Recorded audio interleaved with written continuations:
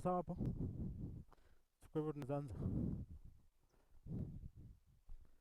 So, jambo everybody and welcome at the Sheldrick Wildlife Trust, Nairobi Nursery.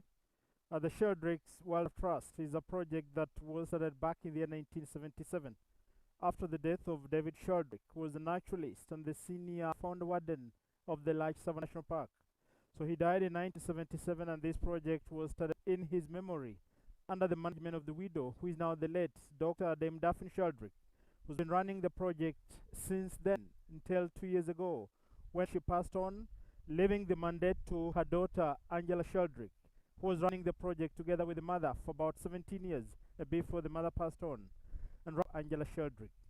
It is 11 a.m. in Kenya, and the elephants are ready to get the bottles. We feed them on intervals of 3 hours, day and night, and this is one of the feeding moments. The elephants are already out in the park. We're right inside Nairobi National Park. The elephants will guard every day in the morning at 6, always accompanied by the keepers. We set them free out in the park so that they can learn by natural instinct on how to behave as elephants.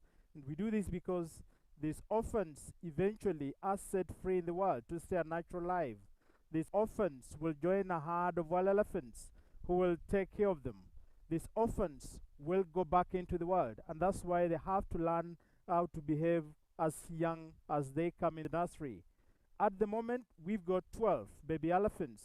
We always don't have a number 12. The number keeps on changing every now and then, depending with different characters, like the reasons that are causing them to be left orphans. The youngest that we've got now is about a year old, and the oldest is slightly over 3 years old. I will present the elephants to you now, coming in for the bottles. 3 of them running in very fast, being led by the obvious number 1 to come for the milk, and this is Mukoka, who is about 2 years old, who was rescued from northern part of Savo East National Park, who was identified all alone while at a young age of about 7 months. And an elephant at 7 months cannot survive without the mother's milk. They need the mother's milk for a minimum of 2 years. Some will go to 2.5 or even 3. Mukoka was only 7 months and identified by our aerial surveillance who are on patrol. So footprints of a young elephant walking a different direction, which is not normal and also not safe. Our aerial team tried to actually follow to find out where these footprints were heading, and the footprints just goes lost within the river. The next day, our teams on the ground did the same search, patrolling and finding out why this baby was all alone. And the third day, the baby was identified and rescued. The baby had to be rescued because being alone without a mother, it is not safe for them out there. In fact, he was just very lucky to be found still alive. Otherwise, it can be an easy prey for the hyenas even before the lions come in. So that is why it was important for him to be rescued, and at 2 years now, he still has 1 year to go before he starts the process of being reintroduced back into the wild. You can see he's got folded ears that might have been caused by sunburn. When they're out in the wild and they're still young, they always walk underneath the mother's belly or in the shade of the mother or in the shade of the rest of the herd. But him being alone for a long time, and that's why he had the ears being caused by sunburn. We do have the youngest elephant in the nursery at the moment, the one that is close to me taking water from the water hole. This is an elephant called Naleku, who is approximately a year old, slightly over 1 year. And she was rescued from the Masai Mara, identified at the age of about 6 months. Found in the company of another older female elephant who had her own baby. And this other female elephant that we call the auntie was trying to provide protection to this baby, whose mother had died from a natural disease. And Naleku, being at 6 months, still needed milk. Elephants will start to develop their teeth at the age of between 2 to 4 months. And these teeth are ready to start to feed on different types of greens after the age of about 8 months. And at the age of 2 years, that's when they can feed on enough greens to survive. Below that, they still supplement this with the mother's milk. And so 6 months, he was not ready to feed on greens, and so he could not have survived. And the other female had her own baby that was being breastfed, and so she could not feed 2 babies. That's why we had to ensure that Naleku is rescued, brought in the nursery, taken care of, and later on be reintroduced back into the wild. We do have Kiombo at the far end, and Kiombo is the oldest boy that we've got in the nursery, almost 3 years. And Kiombo was rescued from the Masai Mara. He was identified all alone at a young age of about below a year old. And that's why we had to rescue him, because at that young age he could not have made it. Generally, elephants are hard animals. They always stay in groups and families. And if you find a baby all alone, it is not normal. The boy elephants will leave their herds or their families after maturity, which is over the age of 15 years. And that's why Kiombo being identified alone at about a year old was not safe. I do have the second youngest and the latest arrival in the nursery at the moment, close to me, an elephant by the name Olorian, who is very soft, very polite, very gentle, who is only about almost 18 months old, rescued from the Masai Mara and identified also all alone, very thin and weak and very skinny, a sign that she had been for a long time without her mother's milk. And that's why it was urgent that she is quickly rescued and brought in the nursery so that she can get to survive another chance and go back into the world. We do have Ziwadi at the far end, and Ziwadi is approximately 2 years old. Ziwadi was rescued from the Masai Mara, and Ziwadi is believed to have been abandoned or left behind by the rest of the family members for reasons we could not tell by then. But after some time in the nursery, we discovered that she is epileptic, and sometimes she goes into seizures, and once she goes down, she might have been left behind by the rest of the family members. So we suspect that might have been the reason to why she was left all alone. Right now, she's about 2 years old. We expect her to be back to normal. We are praying and hoping that by the time she's 3, she'll be back to normal. We'll be able to join other herds of wild elephants and survive a natural life out there. It is a sunny or warm day today, and we've got a water hole ready for the elephants. They might be able to roll in the mud, like Mukoka has already started to do it, enjoying the mud.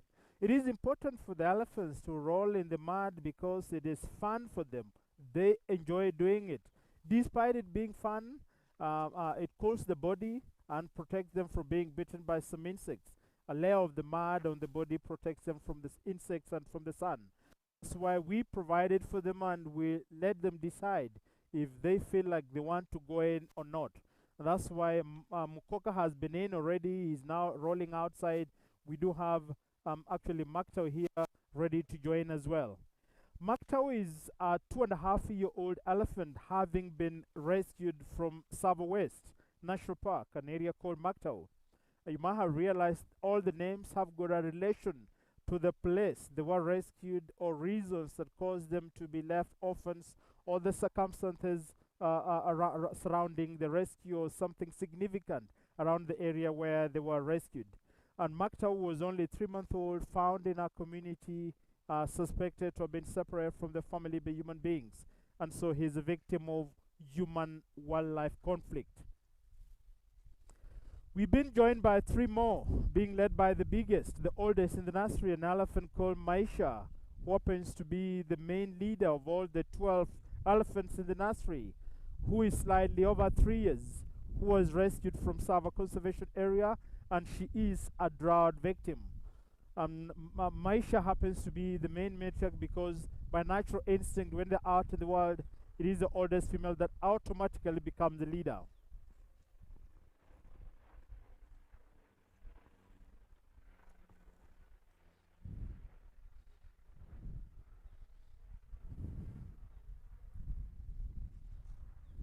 We have got Nabulu next to Maisha on the end, and Nabulu is the second oldest. Nabulu is approximately 3 years old, having been rescued from the Masai Mara, also identified alone within the thickest of the forest, very thin and very weak, an obvious sign that she was not getting enough milk and enough food, and being alone, it is obvious that she was not getting any milk at all, because there was no mother to provide the milk.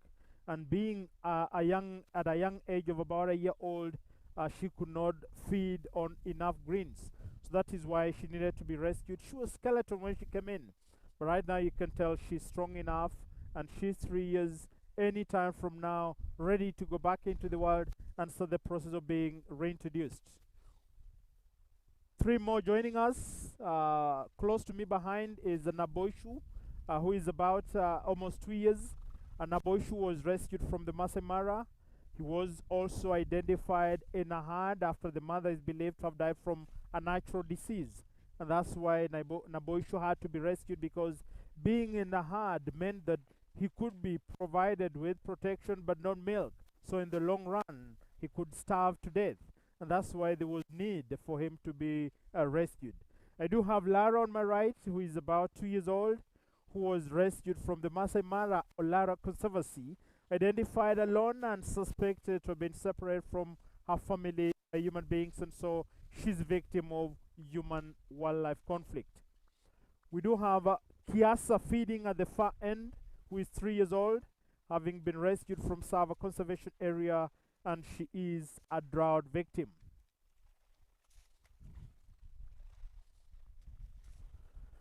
At the edge of the waterhole on the end is Roho, the youngest boy in the nursery, everyone's favorite among the big matriarchs around.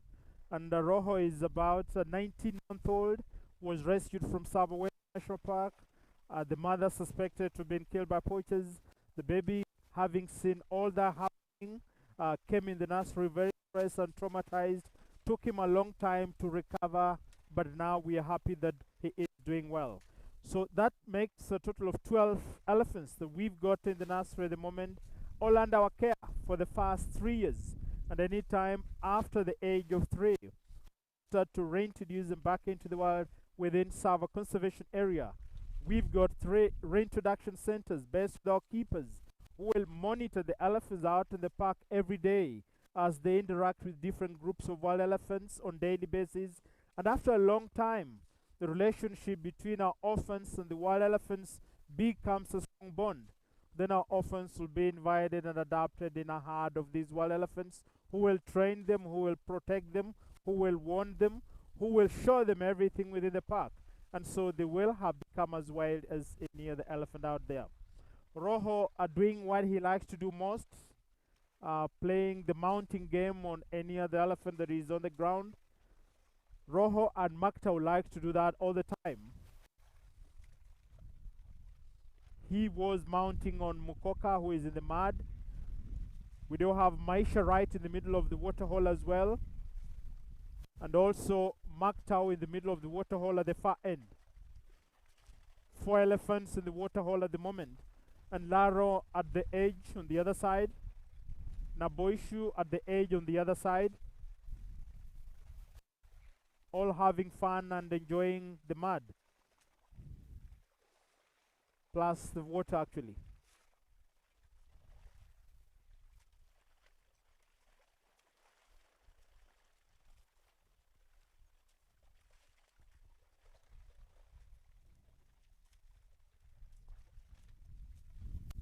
Kiasa joining them in the waterhole.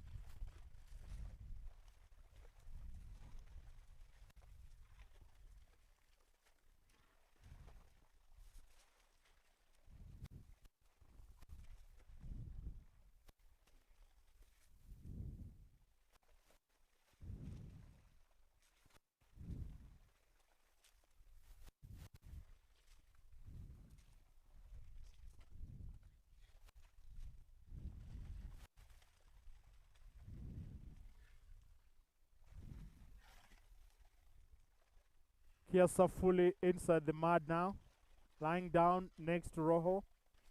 Actually in between Roho and Akta on the other side. Nabulu spraying herself at the edge on the other side.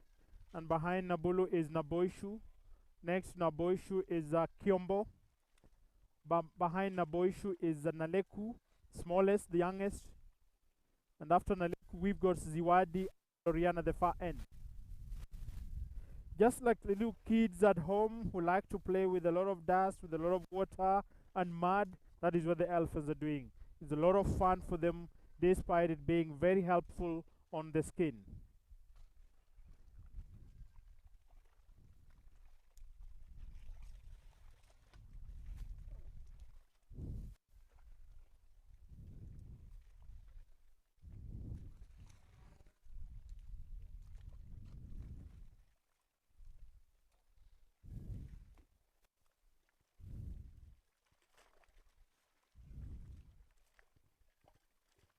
some like Kiombo trying to do it outside the water hole, no wanting to get in the mud with everyone. That is Kiombo and Nabosho right at the edge, together with Naleku.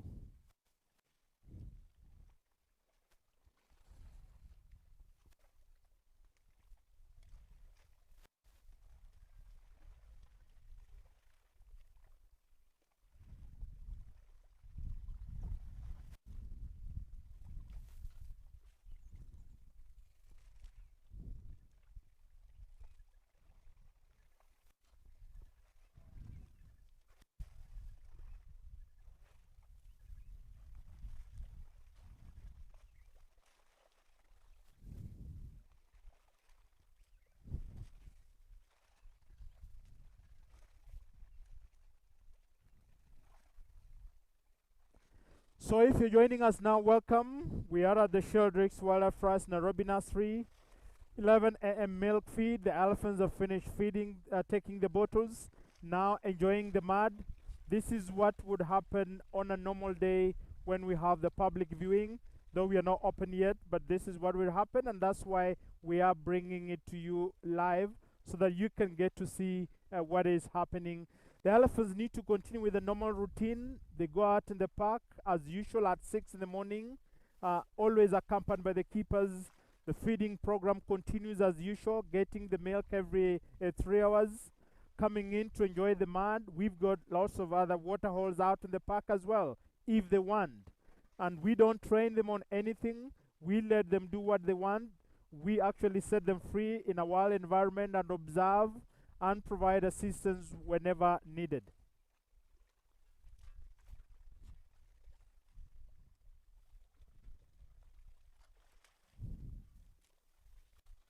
Naleku, the small one right in the middle in the water hole. Naleku and Roho likes to play with mud all the time, even when they're out to the park. You can see both the two together in the middle.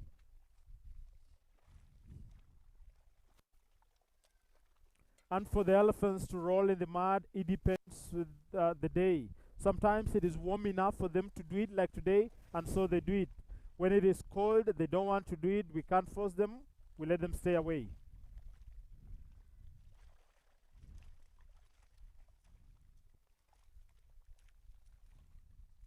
The elephant skin is very thick, about an inch, but very sensitive at the same time. And that is why the insects can, like the ticks, can really easily attack them. But with a layer of the mud on the body, that is protected. It is also very sensitive. That is why around the ears, if exposed to direct sunshine, you can see the ears being folded and also having some wounds around caused by the sun. And that is what caused Mukoka to have the folded ears in the beginning before we rescued him, because he was all alone. So the mud is very important for them. Naleku outside the waterhole now.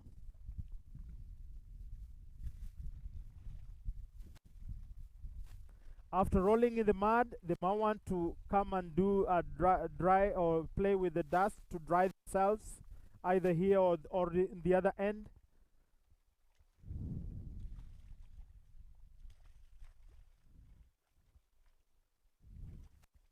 So the Sheldrick Wildlife Trust does not only take care of elephants and rhinos. We do have other projects that we undertake. For example, we've got mobile veterinary units, we've got anti-poaching teams, we've got community projects, we've got a dog unit, we've got the aerial surveillance, and all this is working together with the Kenya Wildlife Service to ensure that all animals are safe in the parks. For example, anti-poaching teams will patrol the parks to ensure that there are no poachers in the parks, there are no snares in the parks, there are no people burning charcoal in the parks. Our community project will go around the communities that are neighboring the park and the reserve, giving them education so that they know how to coexist and stay together with these wild animals. In case the animals come into their farms, what should they do? How should they respond to the animals so that there are no conflicts? The same community project will also go around the schools that are neighboring the park and the reserve, giving education to the children. It is important for the young ones to know how important all animals are and why they need to be cared for and protected, so that when the children are fully grown, we hope and trust and believe they'll be able to use this knowledge and protect all animals in general. Our mobile veterinary units will go around the parks and treating any injured wild animal out there and setting them free to continue with their own natural life after treatment. Our dog unit will work together with our anti-poaching teams and our aerial surveillance to patrol the parks and ensure that there are no poachers in the parks. All this is working together with the Kenya Wildlife Service to ensure that all the parks are safe and all the animals are safe being in the parks. Having enough of the mud bath, now rolling in the dust at the far end, and some are feeding on the greens as well.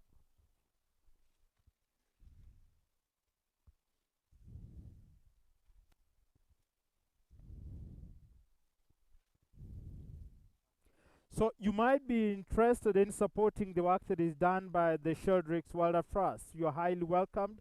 You only need to go on a website and find out how you can donate.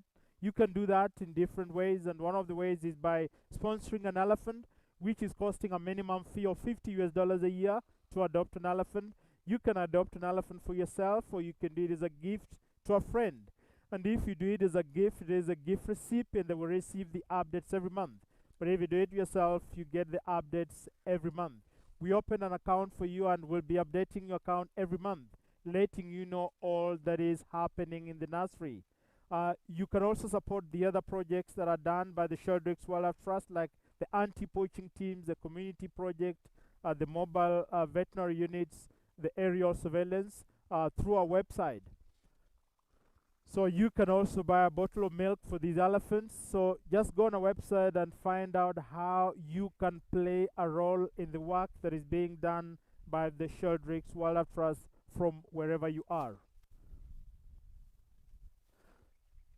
So lots of them standing up means that they're ready to go back into the park. We will set them free to go and continue with the rest of the day until at 5 in the evening, when they come back for bed as usual.